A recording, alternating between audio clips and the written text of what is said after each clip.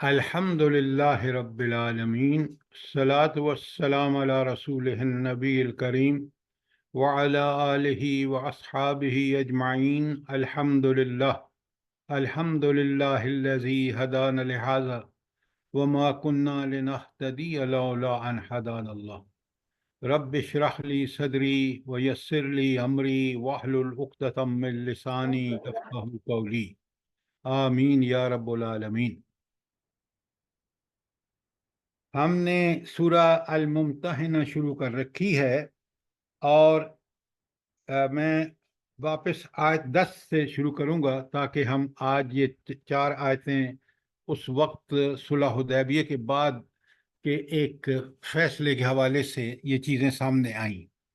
قرآن مجید آپ دیکھ رہے ہیں کہ وہ واقعات جو اس وقت پیش آئے، کیوں نبی کریم صلی اللہ علیہ وآلہ وسلم مبعوث ہوئے تھے تاکہ وہ قرآن کے سارے احکامات، چاہے وہ معاشرتی ہوں، معاشی ہوں، سیاسی ہوں، عبادت سے متعلق ہوں، اخلاق سے متعلق ہوں، سب کو آپ صلی اللہ علیہ وسلم نے پوری طرح نافذ کر کے دکھایا۔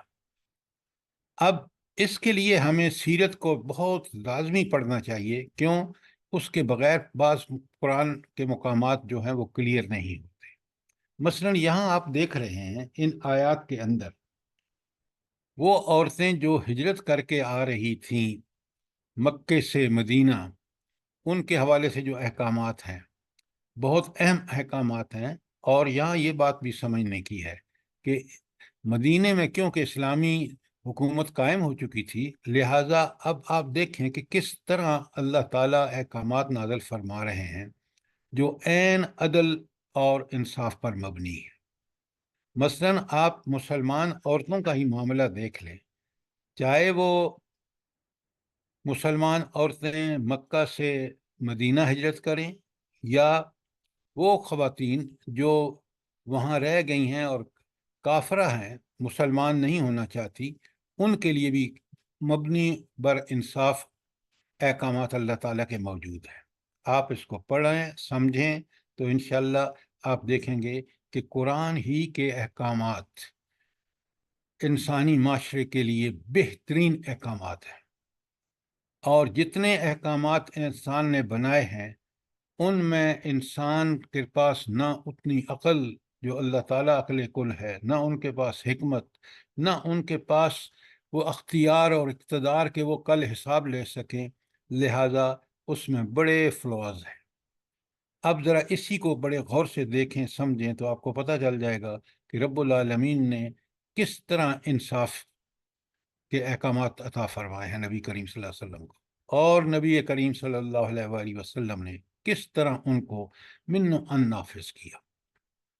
میں آپ کے سامنے آیت نمبر 10 دوبارہ پڑھ کے ترجمہ کر رہا ہوں، اگر کوئی سوال ہے تو کریں۔ بسم اللہ الرحمن الرحیم۔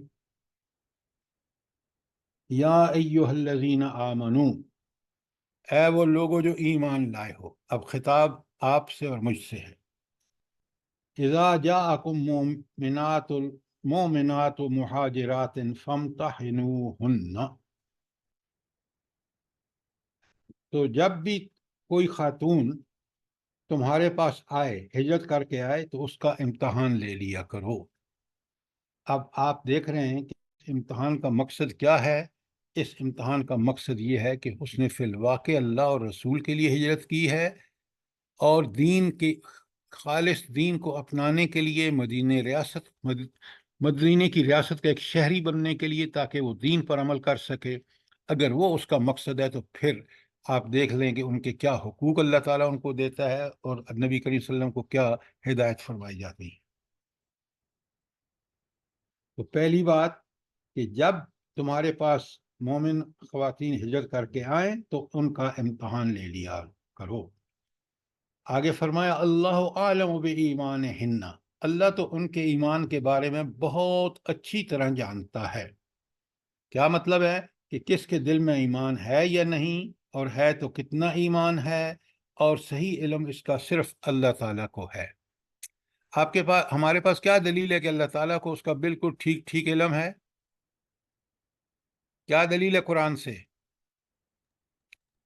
ان اللہ علی کل شیء قدیر۔ یہ تو قدرت کی بات ہوئی ہے، یہاں علم کی علیم بات ہے۔ بذات الصدور، انه علیم ان بذات اللہ الصدور۔ علیم۔ ہاں، اللہ سینے کے رازوں سے بھی واقف ہے، اور اللہ دل میں اٹھنے والے جذبات اور احساسات سے بھی واقف ہے۔ لہذا اب پہلے مجھے ذہن میں بالکل کلیئر ہونا چاہیے کہ اللہ تعالیٰ ان کے ایمان کے بارے میں بہت اچھی طرح جانتا ہے، اس لیے کہ وہ سینے کے رازوں کو جانتا ہے۔ اچھا، اب بندے کو، لوگ، حکومت کو تو نہیں پتا، تو اس لیے حکومت کو ایک احتیاطی تدابیر کے طور پر مناسب طریقے سے کسی نہ کسی درجے میں ایک اندازہ لگانے کی ضرورت ہے کہ ہجرت کرنے والی خواتین کیا واقعی مومنات ہیں، اور کیا واقعی اللہ تعالیٰ کے رضا کے لیے ہجرت کر کے مدینہ آئی ہیں۔ تو اس کے لیے امتحان ضروری ہے۔ فَإِنْ عَلِمْتُمُوهُنَّ مُؤْمِنَاتٌ، پھر اگر تم جان لو کہ وہ واقعی مومن عورتیں ہیں، فَلَا تَرْجِعُوهُنَّ إِلَى الْكُفَّارِ، تو انہیں کفار کی طرف مت لوٹاؤ۔ جب یہ ثابت ہو گیا وہ سچے پکے ایمان والی عورتیں ہیں، تو کافروں کے پاس ان کو مت لے کے جاؤ۔ لا ہن حل لہم، نہ اب ان کافروں کے لیے یہ عورتیں حلال ہیں، ولا ہم یحلون لہن، اور نہ وہ مرد ان عورتوں کے لیے حلال ہیں۔ گویا ایمان اور کفر کو دیکھ رہے ہیں کس قدر دونوں اپوزٹ ہیں۔ اور پھر دیکھیں عدل کی بات دیکھیں، وَآتُوهُمْ ما انفقوا، اور ان کافروں کو ادا کر دو جو انہوں نے خرچ کیا۔ کیا مطلب ہے؟ ظاہر ہے ان کافروں نے اس وقت عربوں کا اندر رواج تھا اس کا مہر کا، تو جو مہر انہوں نے دیا ہے، کیونکہ اب ان کے ساتھ ان کا ازواجی تعلق ختم ہو گیا ہے، تو ان کا مہر جو انہوں نے ان عورتوں کو دیا ہے وہ مہر مسلمانوں کو واپس کرنا چاہیے۔ یہی کمال کا انصاف ہے جو اور عدل ہے جو اسلام نے غیر مسلموں کے ساتھ بھی کیا ہے۔ اس میں ایک واقعہ صرف آپ کو سناتا ہوں، تاریخ بھری پڑی ہے۔ حضرت عمر رضی اللہ تعالی عنہ کا دور ہے، ان کے دور خلافت میں ابو عبیدہ بن جراح جو ہیں وہ ایک سپہ سالار ہیں، اور رومیوں کے خلاف یرموک کے میدان میں صدی کی سب سے بڑی جنگ لڑی ہے۔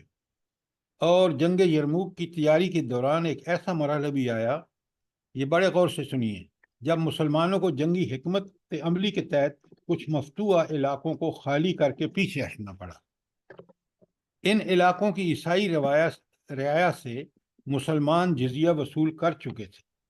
جزیہ ایک ایسا ٹیکس ہے جو اسلامی حکومت اپنے غیر مسلم شہریوں سے ان کے جان و مال کی حفاظت کی ذمہ داری کے عوض وصول کرتی ہے۔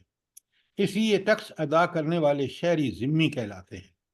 بہرحال مذکورہ علاقوں سے مسلمان وقتی طور پر چونکہ واپس جا رہے تھے اور اپنی غیر مسلم رعایا کے جان و مال کی حفاظت کی ذمہ داری سب نبھانے سے قاصر تھے، اس لیے حضرت ابو عبیدہ کے حکم پر جزیہ کی تمام رقم متعلقہ افراد کو واپس کر دی گئی۔ مسلمانوں کے اس عمل نے عیسائیوں کو اس قدر متاثر کیا کہ وہ ان کے واپس جانے پر وہ لوگ دھاڑے مار مار کر روتے رہے۔ یہ ہے اس دین کے نظام عدل و قسط کے تحت حقدار کو اس کا حق پہنچانے کی ایک مثال، جس کے ماننے والوں کو ہدایت کی جا رہی ہے کہ وہ مسلمان عورتوں کے مہر کی رقم ان کے مشرک شوہروں کو ادا کریں۔ اب ذرا نوٹ فرمائیں کہ یہ دین کس قدر عدل و انصاف کے اصولوں کو یقینی بناتا۔ اچھا، اب انہی عورتوں کے بارے میں احکامات جاری ہیں۔ آگے اللہ تعالیٰ فرماتے ہیں وَلَا جُنَاحَ عَلَيْكُمْ أَن تَنكِحُوهُنَّ إِذَا آتَيْتُمُوهُنَّ أُجُورَهُنَّ، اور اے مسلمانوں، تم پر کوئی گناہ نہیں اگر تم ان خواتین سے نکاح کر لو جب کہ انہیں ان کے مہر ادا کرو۔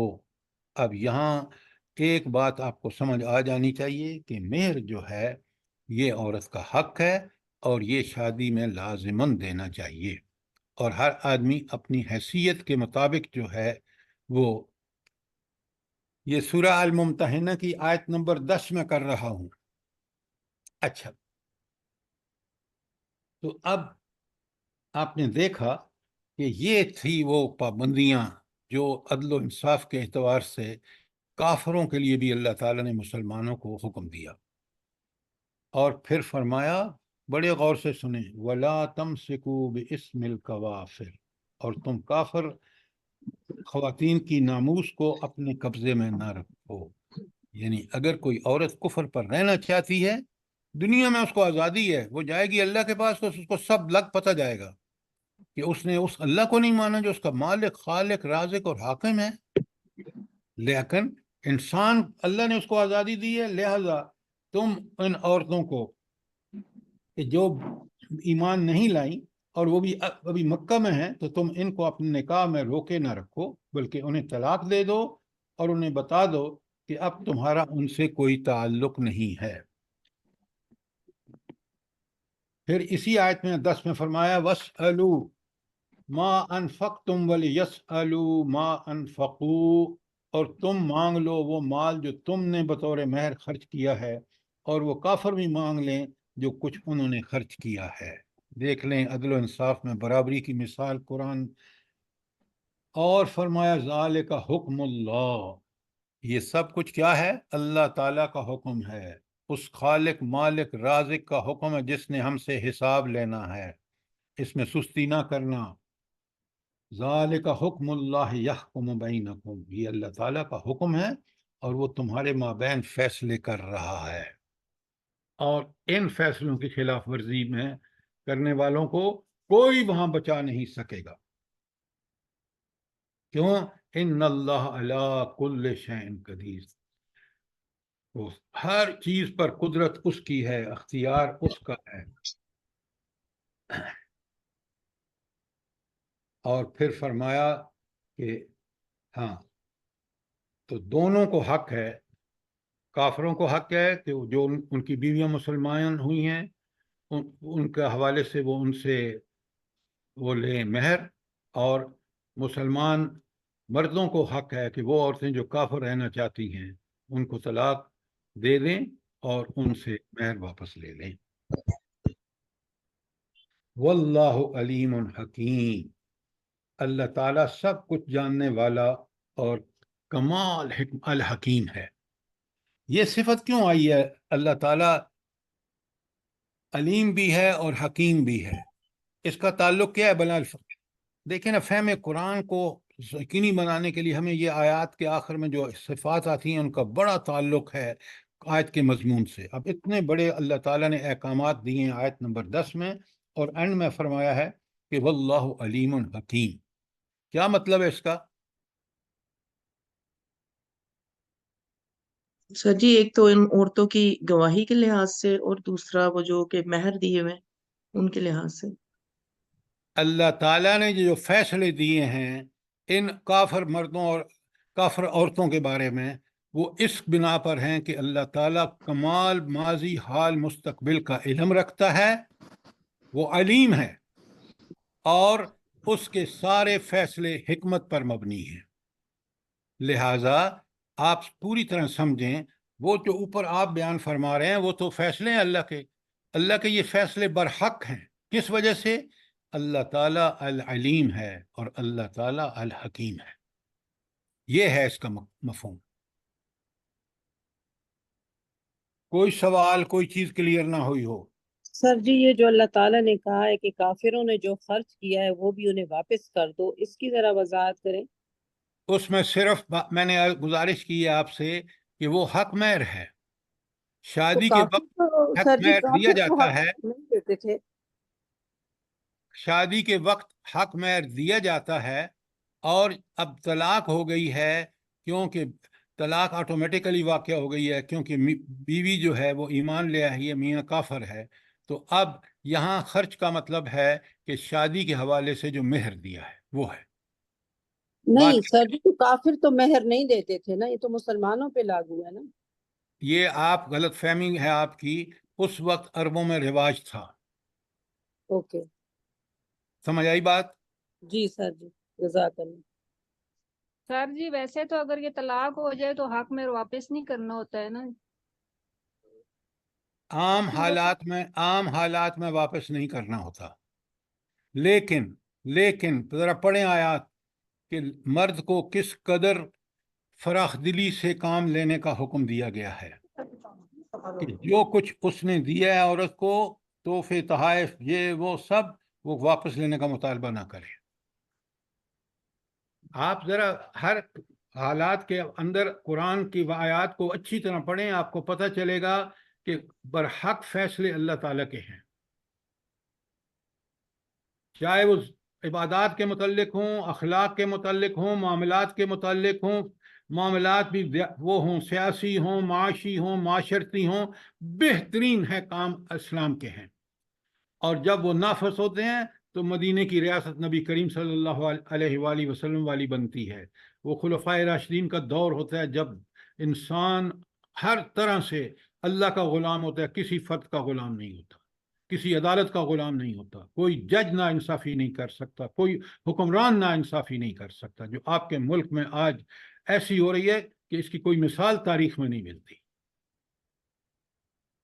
بات سمجھ آئیے نہیں؟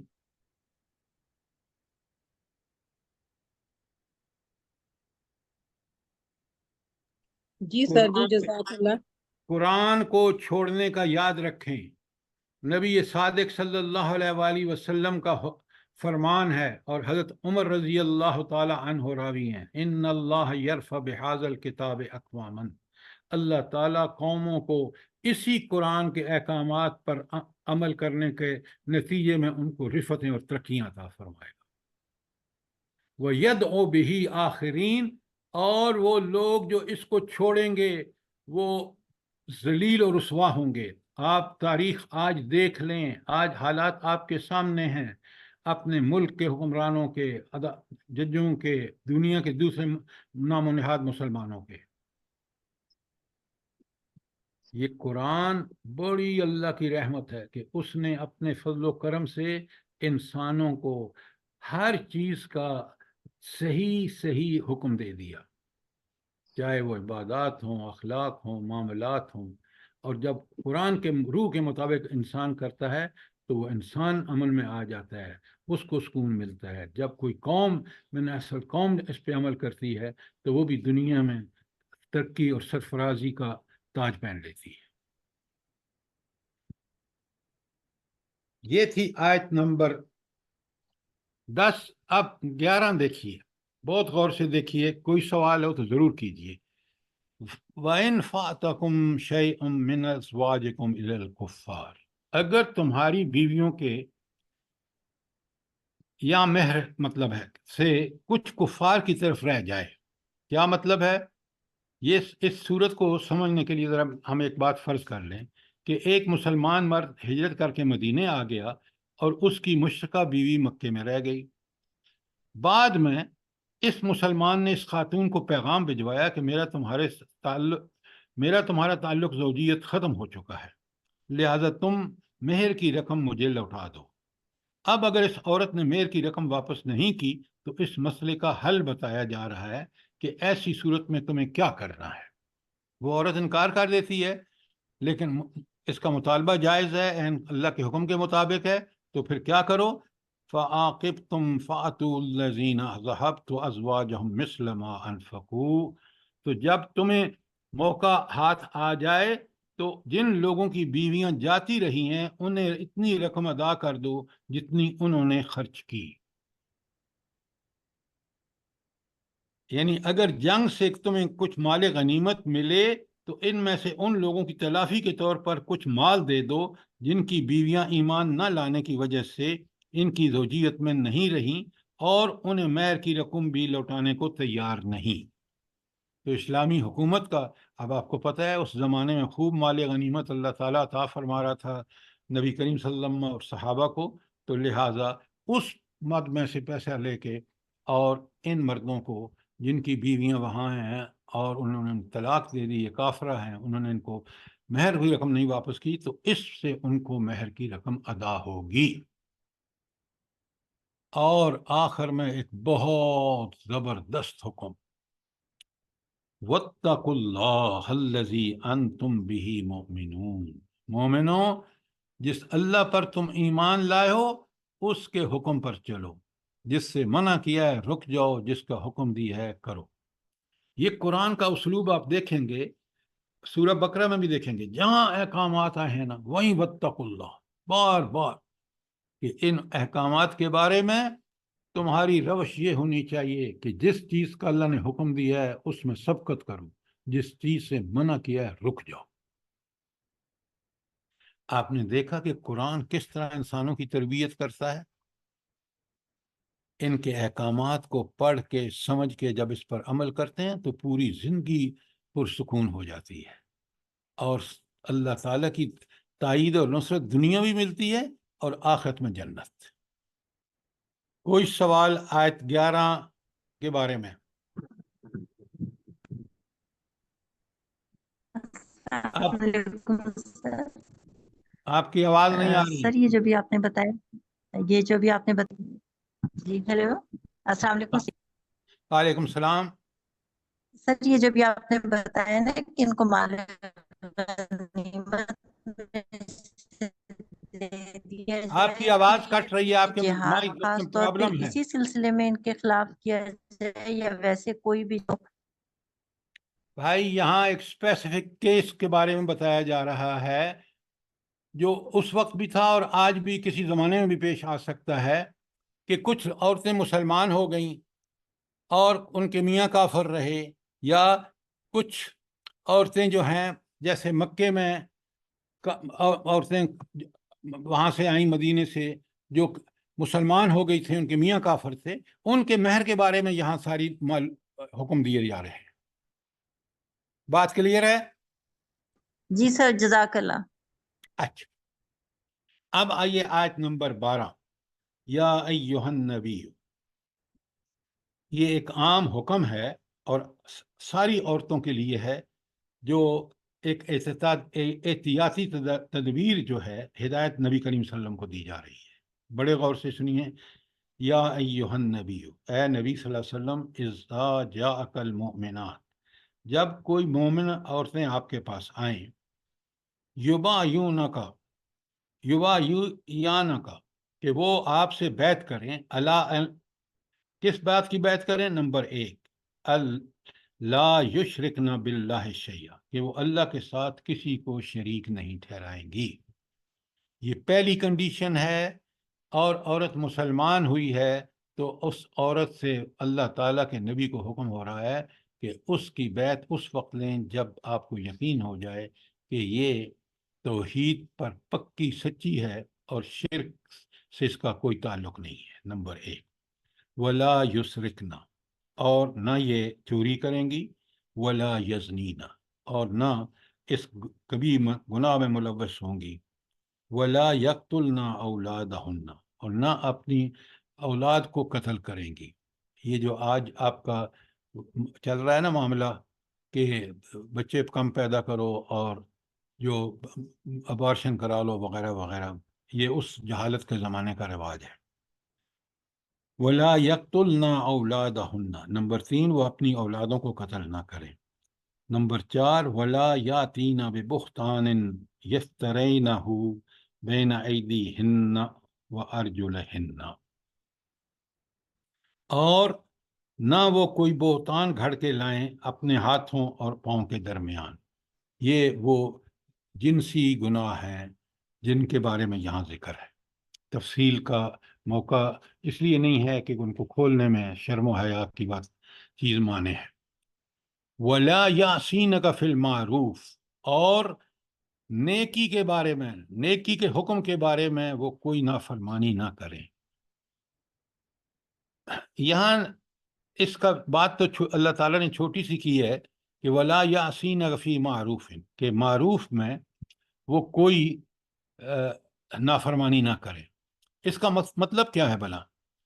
دیکھیں نا، مسلمان عورتیں مکے سے آئی ہیں مدینہ، ان سے بیعت لی جا رہی ہے، اور آپ کے سامنے ہے پہلے ان سے توحید اور شرک سے توحید پر یقین اور شرک سے مکمل اجتناب۔ نمبر 2، وہ چوری نہیں کریں گی۔ نمبر 3، وہ کوئی کبھی فعل نہیں، زنا نہیں کریں گی، اور وہ اپنی اولادوں کو قتل نہیں کریں گی، اور وہ کوئی جھوٹ گھڑ کے نہیں لائیں گی۔ اور ولا یعصینک فی معروف، یہ اس کا کیا مطلب ہے کہ وہ معروف میں آپ کی نافرمانی نہیں کریں گی۔ کیا مطلب ہے اس کا؟ یعنی قرآن اور سنت پر عمل کریں گی. یہ بات آپ کی بالکل ٹھیک ہے. اطیع اللہ و اطیع الرسول، یہاں اس کا جواب یہ ہے کہ وہ اللہ اور اس کے رسول کی اطاعت کریں گی، جو بار بار قرآن حکم دے رہا ہے. اور قرآن و سنت اللہ اور اللہ کے رسول کی اطاعت ہی قرآن و سنت پر عمل ہے. تو ہم اگر وہ بات کہیں جو قرآن نے کہی ہے، پھر وہ دلیل دیں کہ اللہ تعالیٰ بار بار قرآن میں فرماتا ہے کہ اطیع اللہ و اطیع الرسول یا اطیع اللہ و رسول. تو اگر یہ 4-5 ان کے بیت اس پہ تیار ہو جائیں، فَبَعْيَهُنَّ، تو پھر ان سے بیت لے لو، کر لو ان کے ساتھ، وَاسْتَغْفِرْ لَهُنَّ، اور ان کے لیے ان کے سابقہ گناہوں کی معافی مانگیں. ان اللہ غفور الرحیم، اللہ ایسے لوگوں کے لیے غفور بھی ہے اور رحیم بھی ہے. کون لوگ؟ جو سے مسلمان ہو کر اور یہ 6 چیزوں کی وہ کر لیں بیت رسول اللہ صلی اللہ علیہ وسلم پر صدق دل سے، تو پھر اللہ تعالیٰ اگر یہ اس سچے دل سے کریں گی اور ان سب پر عمل کریں گی تو اللہ غفور ہے، ان کے سابقہ گناہوں کو بخش دے گا، رحیم ہے، ان پر رحم سابقہ بھی کرے گا، اور جنت میں بھی ان کو اللہ تعالیٰ رحمت سے ڈیل کرے گا. کوئی سوال، کوئی چیز کلیئر نہ ہوئی ہو؟ شاباش. السلام علیکم سر. وعلیکم السلام ورحمۃ اللہ. یہ سر عورتوں کے بارے میں تو یہاں بالکل واضح ہے، تو کیا رسول اللہ صلی اللہ علیہ وآلہ وسلم مردوں سے انہی چیزوں کے اوپر بیعت لیتے تھے؟ تو قرآن میں کسی جگہ ذکر ہو؟ گزارش یہ ہے، اب آپ سیرت نہیں نہ پڑھتے، یا پڑھتے ہیں تو بس ایسے ہی گزر جاتے ہیں. آپ نے بیعت لی ہے عقبہ ثانیہ پر. جب آپ یہ حاجی گئے تھے نا انصار کے حج کرنے 12-13 میں، تو وہاں بیعت عقبہ ثانی، وہ 11 ہجری میں بیعت عقبہ اول ہوئی، پھر ثانیہ، تو وہاں آپ صلی اللہ علیہ وسلم نے ان سے بیعت لی. اور ایمان خود ایک بیعت ہے، یاد رکھیں. اس کی شرائط کیا ہیں؟ ایمان کے سارے تقاضے اس کی شرائط ہیں. اطیع اللہ و اطیع الرسول جو ہے وہ سب سے بڑی شرط ہے. اب یہاں ایک چیز آپ کو نوٹ کرنی پڑے گی، اور وہ یہ کہ کیونکہ یہاں مردوں کے بارے میں صلح حدیبیہ کا یہ واقعہ ہے جس پہ یہ ساری آیات نازل ہوئی ہیں اس کے بعد، تو صلح حدیبیہ میں یہ بات طے ہو گئی تھی کہ مومن کوئی بھی اگر شخص مکے سے مدینہ جائے گا تو نبی کریم صلی اللہ علیہ وسلم اس کو واپس کر دیں گے. اور اس کو ذرا پڑھیں، اس پہ اللہ کے نبی کی بصیرت کا کمال دیکھیں کہ جب انہوں نے مسلمانوں کو روکا تو مسلمانوں نے جا کے بحر احمر کے گرد وہاں کیمپ لگا لیا اور کافروں کو تنگ کر دیا. جب تنگ کر دیا تو کافروں نے خود نبی کریم صلی اللہ علیہ وآلہ وسلم سے کہا کہ ان کو آپ مدینے بلا دیں. ذرا سیرت کو پڑھیے، سیرت کے بغیر بعض قرآن کے مقامات کلیئر نہیں ہوتے. بات سمجھ آ گئی خالد صاحب؟ جزاک اللہ جی، سمجھ آ گئی. جزاک اللہ. اچھا، اب آگے چلتے ہیں. یہ تھی آیت نمبر 12 کہ یہاں اللہ تعالیٰ نے عام عورتوں سے متعلق ایک احتیاطی تدبیر اور اس کی تفصیلات آپ نے سن لی.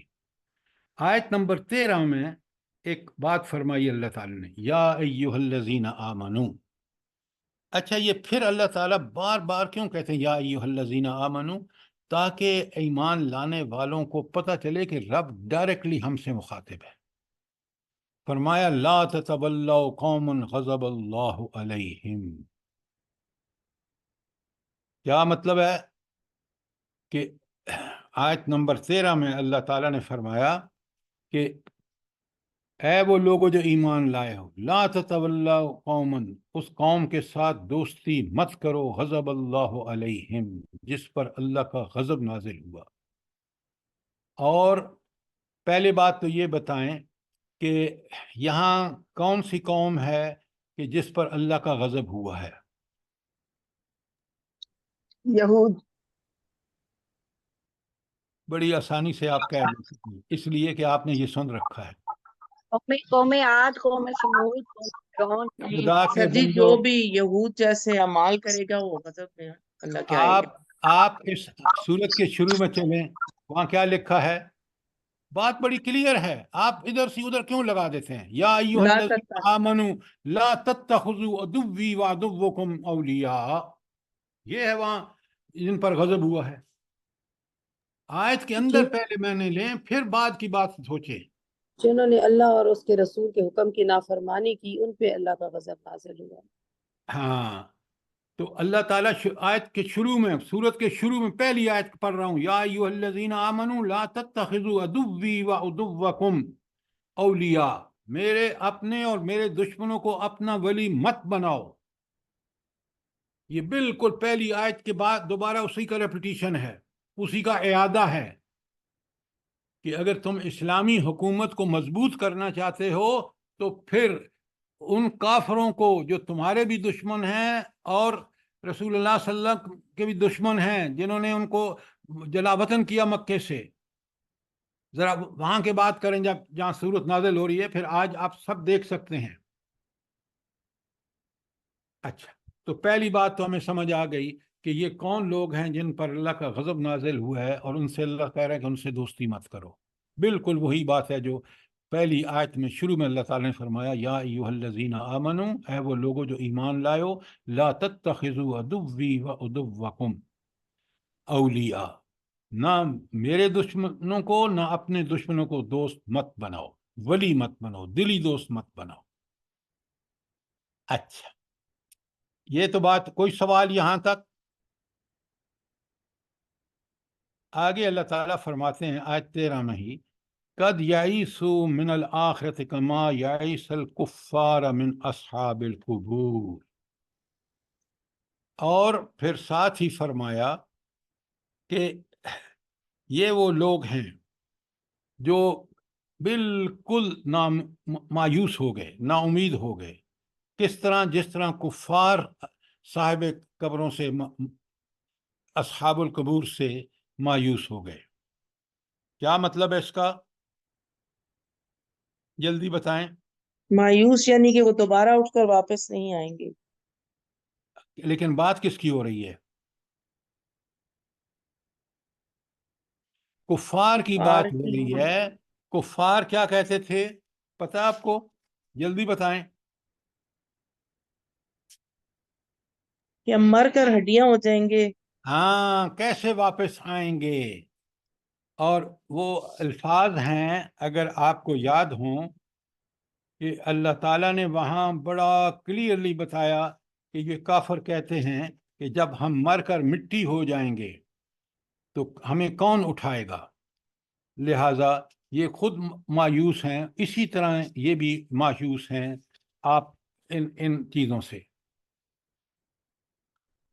तो आखिरी आयत है आयत नंबर 13, या अय्युहल्लज़ीना आमनू, है वो लोग जो ईमान लाए, ला ततवल्लौ कौमन गज़बल्लाहु अलैहिम, उन लोगों को दोस्त मत बनाओ जिन पर अल्लाह का गजब हुआ। आज हम कैसे दोस्ती कर रहे हैं उन लोगों से जिन पर अल्लाह का गजब है? यहूद व नसारा हों, काफर हों, कैसे बना, हम कैसे उनसे दोस्ती कर रहे हैं? बताएं मुझे।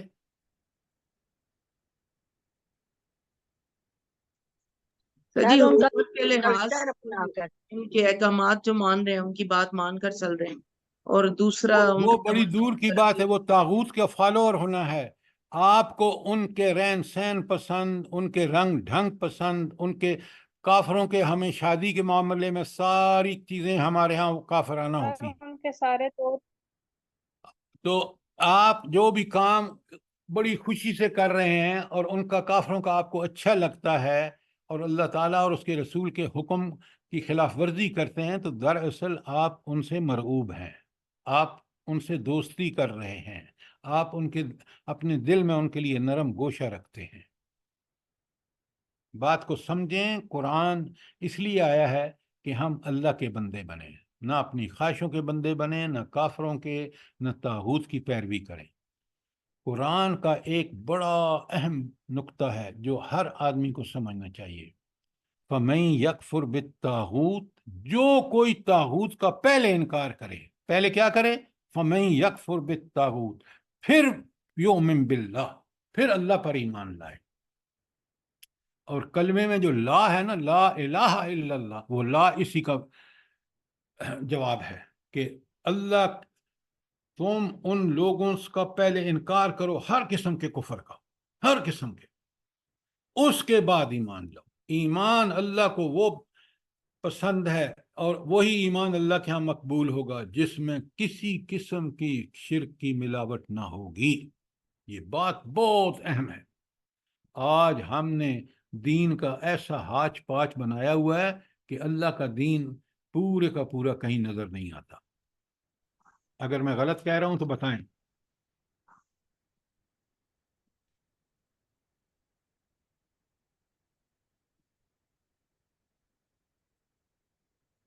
کوئی سوال؟ کوئی بالکل ٹھیک کہہ رہے ہیں. ہم لوگوں کے ملک میں دیکھ لیں، کہیں شریعت کا کوئی قرآن اور سنت کا کچھ بھی نہیں ہے، کچھ اصول ہی نہیں ہے نا. بے شک، بے شک. یہی تو وہ چیزیں ہیں جو آج ہم دیکھ کر بھی، اور ہم بالکل ان کے ساتھ کمپرومائز کیے ہوئے ہیں.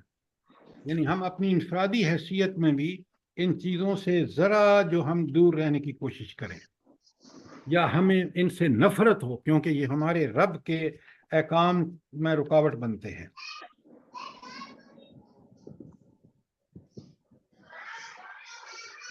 اگر کوئی سوال ہے ان 13 آیات پر جو میں نے آپ کے سامنے پڑھی ہیں سورہ الممتحنہ کی، تو ضرور سوال کریں، ورنہ میں اب آپ کو خلاصے کے ساتھ اس پوری صورت کا خلاصہ ایک دفعہ پھر پڑھ دیتا ہوں، تاکہ ایک چیز ہمیں پوری طرح کلیئر ہو جائے کہ اس صورت میں کیا احکامات ہیں اور ہمیں ان پر عمل کرنا کتنا ضروری ہے.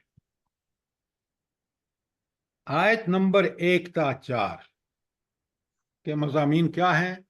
بڑے غور سے سنیے. اہل ایمان کو ان کفار سے محبت اور دوستی کے خفیہ اور اعلانیہ رشتے ہرگز استوار نہیں کرنے چاہیے، جو محض مسلمان ہونے کی وجہ سے اللہ اور اس کے رسول سے بھی اور مسلمانوں سے بھی دشمنی کر اور بیر رکھتے ہیں، جس کی پاداش میں تمہیں اپنے گھروں سے نکالا، اور ایسا طرز عمل سیدھی راہ سے ہٹا ہوا ہے. بالکل جو وہاں اس وقت کی سچویشن ہے جہاں سورۃ آیتیں نازل ہو رہی ہیں کہ نبی کریم صلی اللہ علیہ وسلم کو اور صحابہ کو کس طرح صحابیات کو نکالا، وہاں سے مکے سے ہجرت پر مجبور کیا. اور یہ کفار کون ہے؟ تمہاری جان و مال اور آبرو، عزت و آبرو کو نقصان پہنچانے کا کوئی موقع ہاتھ سے نہیں جانے دیتے، مگر تم ہو کہ ان سے اپنی رشتہ داریوں کو ہی مد نظر رکھتے ہو. قیامت کے دن ایسی رشتہ داریاں کچھ بھی کام نہیں آئیں گی. وہ جو خط بھیجا تھا حاتم بن ابی بلتہ نے، وہ دراصل اپنے خاندان کی وجہ سے بھیجا تھا. اللہ تعالیٰ کہتے ہیں یہ رشتے کوئی کام نہیں آئیں گے آخرت میں. تو آخرت میں پھر کیا کام آئے گا؟ جلدی بتائیں. اور اپنے مال کام آئیں گے جو عمل کیے ہوں گے. ایمان اور عمل صالح، آمنوا وعملوا الصالحات. بات قرآن کی کیا کرے. ایمان اور عمل صالح کام آئیں گے. یہ اور رشتے سب موت کے وقت ہی رشتہ دار پھینک کے قبر میں اور واپس آ جاتے ہیں، اور جھگڑا شروع ہو جاتا ہے جائیداد پہ، جھگڑا شروع ہوتا ہے دوسری باتوں پر، اور چند دنوں میں اس کو بھول ہی جاتے ہیں سوائے اہل ایمان کے. یہ تھا آیت 1 تا 4 کا مضمون. اور آج آپ دیکھ لیں کہ ہم اللہ تعالیٰ اور اپنے دشمنوں سے کس قدر ان کے لیے ہم نے اپنے دروازے کھولے ہوئے. اچھا، اللہ رب العالمین نے یہ بھی بتا دیا کہ دیکھو، جب اللہ ایک برائی کو پوائنٹ آؤٹ کرتا ہے نا، تو اس کی اصلاح کے لیے اللہ تعالیٰ بہترین مثال دیتا ہے. یہاں مثال کس کی دی ہے؟ حضرت ابراہیم علیہ السلام کے اسوہ حسنہ کی، کہ کس طرح انہوں نے اپنی قوم اور ان بتوں کو جو وہ پوجتے تھے کس طرح اعلان برات کیا.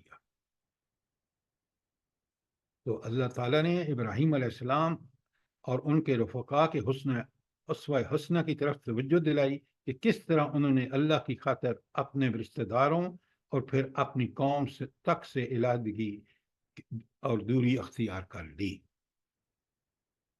رشتہ داری کا یہ معاملہ اللہ پر چھوڑ دو، ہو سکتا ہے کل کو انہیں ایمان کی توفیق ملے اور وہ پھر تمہارے دوست اور عزیز بن جائیں۔ کہاں معاملہ آیا؟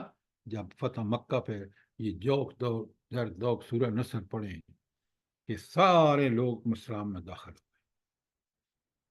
یہ تھا آیت 5 تا 7 کا مضمون، اور 9 اور 8 میں اللہ تعالیٰ فرماتے ہیں کہ یہ خارجہ پالیسی کیا ہونی چاہیے۔ کیوں؟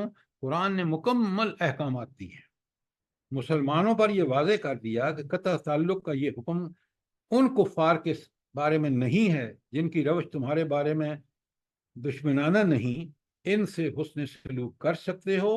یہ حکم صرف ان کفار کے بارے میں ہے جو تمہیں اپنے گھروں سے نکالتے یا نکالنے والوں کے معاون بنتے ہیں۔ قرآن نے کس طرح کس کے ساتھ کیا معاملہ ہونا چاہیے، کون سے کفار سے دشمنی ہونی چاہیے، اور کون سے کفار جنہوں نے آپ کو کوئی نقصان نہیں پہنچایا، کوئی حملہ نہیں کیا، کسی کی مدد نہیں کی، ان کے ساتھ تعلقات کیا ہونے چاہیے۔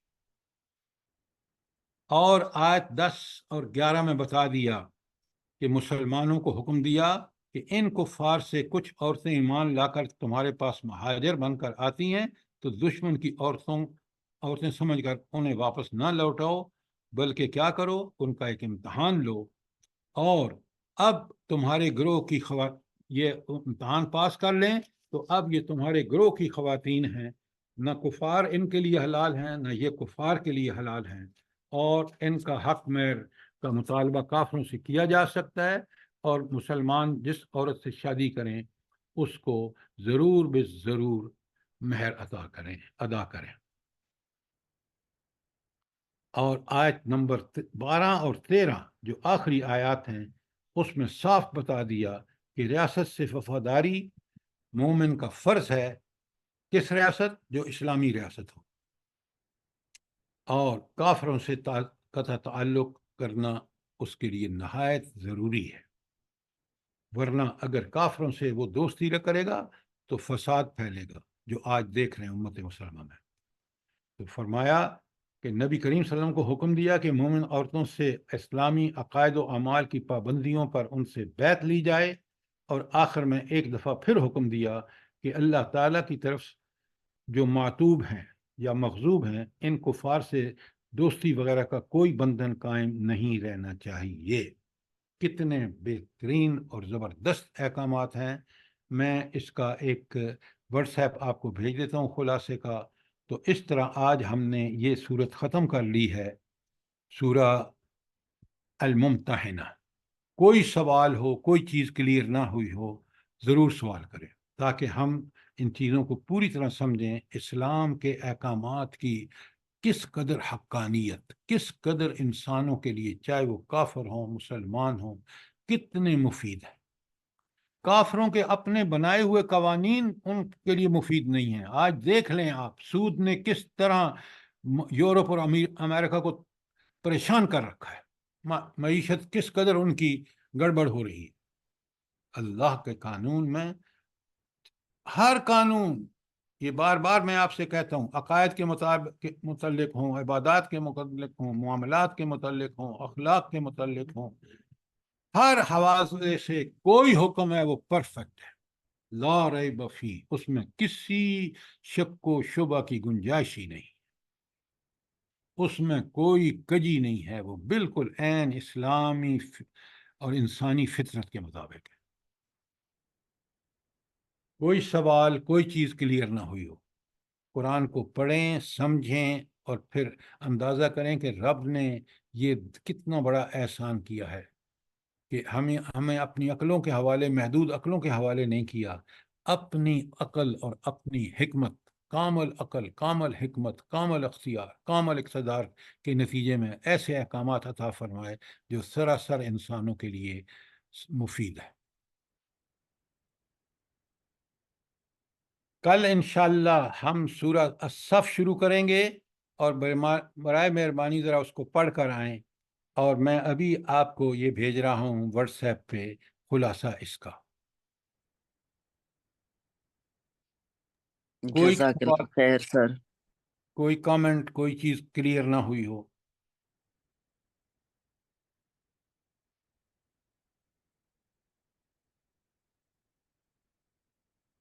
اللہ پاک آپ کو جزائے خیر جزاک اور اللہ سر جی، عافیت اچھی طرح سمجھ آ گیا ہے والی زندگی الحمدللہ. دے.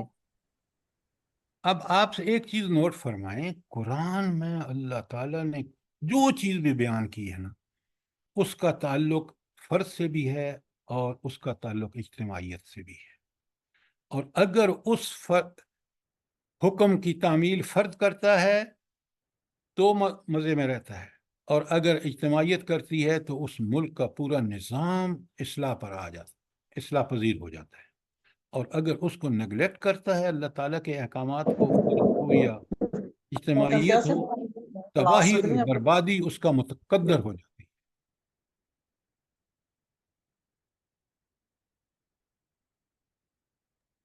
بے شک سر. جزاک سر جی آج تو بس فردن ہی وہ بھی کہیں کہیں رہ گیا. ہاں، اجتماعیت لیکن پر ہمارا فرض ہے، آپ کا اور میرا اور جو قرآن سے جڑے ہوئے ہیں، کہ ہم اپنی فرد جو اصلاح ہے ذاتی طور پر، وہ قرآن اور سنت کو ہی بیس بنا کے کریں.